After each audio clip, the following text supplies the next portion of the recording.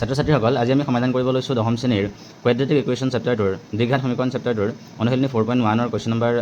2ৰ 3 number কুৱেশ্যনটো য'ত আছিলে ৰামছ mother is 26 years older than him and the product of their ages in years 3 years from now will be 360. We would like to find Ram's present age. কৈছে ৰামৰ মাক ৰামতকৈ 26 বছৰ ডাঙৰ 3 বছৰৰ পিছত তেওঁলোকৰ বয়সৰ যিটো পূৰণ ফল সেইটো হ'ব 360. ৰামৰ বৰ্তমান বয়স কিমান বা তেওঁলোকৰ বৰ্তমান বয়স কিমান উলিয়াব লাগে তো আমি ইয়াত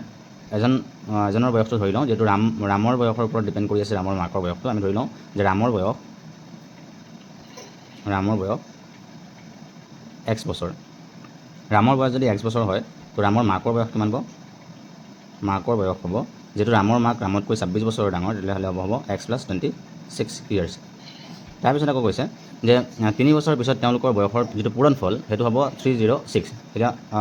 একৰ্ডিং টু দ্য কুৱেশ্যন 3 বছৰৰ পিছত বৰ্তমান ৰামৰ বয়স হৈছে x বছৰ তো 3 বছৰৰ পিছত ৰামৰ বয়স হ'ব x + 3 একেদৰে বৰ্তমান ৰামৰ মাকৰ বয়স হৈছে x + 26 years আৰু 3 বছৰৰ পিছত ইয়াৰ এজটো হ'ব x + 26 + 3 অৰ্থাৎ x + 29 তো এই x + 29 3 বছৰ পিছৰ বয়স হ'ব ৰামৰ মাকৰ যেহেতু ৰামৰ মাকৰ বৰ্তমান বয়সটো আছিলে x + 26 তো 3 বছৰৰ পিছত তেওঁৰ বয়স হ'ব x + 26 + 3 আৰু এইটো এড কৰি দিলে হৈ যাব x + 29 আৰু x + 29 আমি ইয়াৰ লগত কি কৰি দিম মাল্টিপ্লাই কৰি দিম আমাক কি বুলি কৈছিলে 3 বছৰৰ পিছত তেওঁলোকৰ বয়সৰ পূৰণ ফল হ'ব 360 অৰ্থাৎ 3 বছৰৰ পিছত ৰামৰ বয়স হ'ব x + 3 আৰু ৰামৰ মাকৰ বয়স হ'ব x + 29 আৰু এই দুটা পূৰণ কৰি দিলে আমাক কয় যে ইয়াৰ বয়স হ'ব 360 এতিয়া আমি এইখিনি মাল্টিপ্লাই কৰি দিম আমাৰ আছে x আৰু x মাল্টিপ্লাই কৰিলে এইটো হৈ যাব x স্কুৱেৰ x আৰু 29 মাল্টিপ্লাই কৰিলোঁ হৈ যাব 29x x আৰু 3 মাল্টিপ্লাই কৰিলোঁ 3x 3 আৰু এইটো মাল্টিপ্লাই কৰিলোঁ 29 হৈ যাব 87 ইকুৱেলটো এফালে হৈ যাব 360 দিছ ইমপ্লাইজ টু x স্কুৱেৰ 29 আৰু 3x এই দুটা আমি এড কৰিলোঁ হৈ যাব আমাৰ 32x মাইনাছ 306টো আমি এফালে লৈ আহিলোঁ 306 লগত আমাৰ 87 আছে 87 প্লাছৰ আৰু মাইনাছ 306 ইকুৱেল টু 0 এতিয়া এইটো প্লাছৰ আছে এইটো মাইনাছৰ আছে তেনে প্লাছে মাইনাছে মাইনাছ হ'ব তো 87টো যদি আমি মাইনাছ কৰি দিওঁ হৈ যাব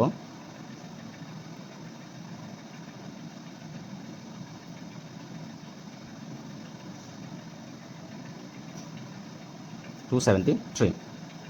x square plus 32x minus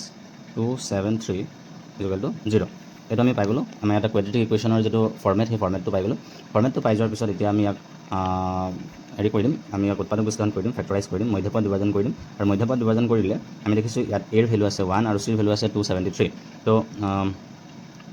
1 আৰু 273 মাল্টিপ্লাই কৰিলে 273 হ'ব মধ্যপদ বিভাজনত যেহেতু এ আৰু চিৰ ভেলুটো মাল্টিপ্লাই কৰি ল'ব লাগে তো 273 আমি পালোঁ 273 3 দি যায় 3 9 জাৰ 3 1 জাৰ 91 7 দি যায় 7 দি দিলে 7 1 জাৰ ৰিমেইন 1 ইভেন 2 21 তো 7 21ত আমাৰ যাব 3 টাইম তো 2 3 7 আৰু 13 এইকেইটা হৈছে আমাৰ 273 প্ৰডাক্ট তো এইখিনি আমি ইয়াত লৈ আহিম x স্কুৱেৰ ইয়াৰ পৰা আমাক 32 মিলাব লাগিব আমি যদি এইটো লওঁ 29 আৰু এফালে আমি 7 লৈছোঁ তো 29ৰ পৰা আমি 7 মাইনাছ কৰি দিম 29ৰ পৰা যদি 7 মাইনাছ কৰি দিওঁ তো আমাৰ হৈ যাব 32 x স্কুৱেৰ প্লাছ 39 মাইনাছ এই 7 আমি লৈ ল'লোঁ 7 ইনটু x আছে minus 273 equal to 0 this implies to এই 39ৰ পৰা আমি 7 মাইনাছ কৰি দিয়াৰ লগে লগে 32 হৈ যায় আৰু সেই 39 আৰু 7 মাল্টিপ্লাই কৰিলে আমাৰ হৈ যাব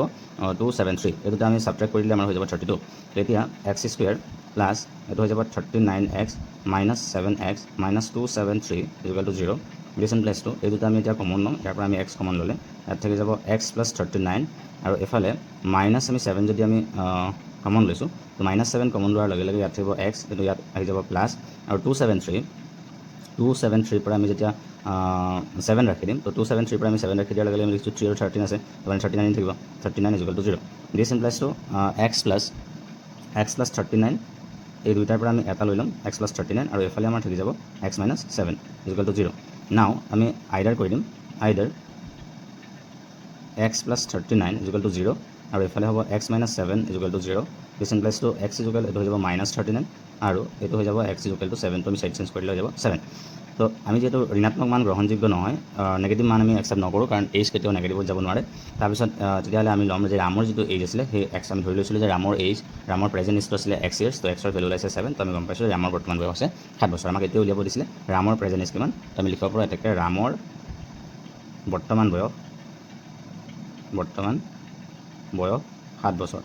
যদি আমাক ৰামৰ মাকৰ বয়সটো সোধে তেতিয়াহ'লে ৰামৰ মাকৰ বয়স সেইটো আমাক কুৱেশ্যনত খোজা নাই যদি ৰামৰ মাকৰ বয়স সোধে তেতিয়াহ'লে ইয়াতকৈ 26 বছৰ বেছি হ'ব তেতিয়া আমি 26 ইয়াৰ লগত এড কৰি দিম 7 + 26 কৰি দিলে যিটো হ'ব এইটো হ'ব ৰামৰ মাকৰ বয়স অৰ্থাৎ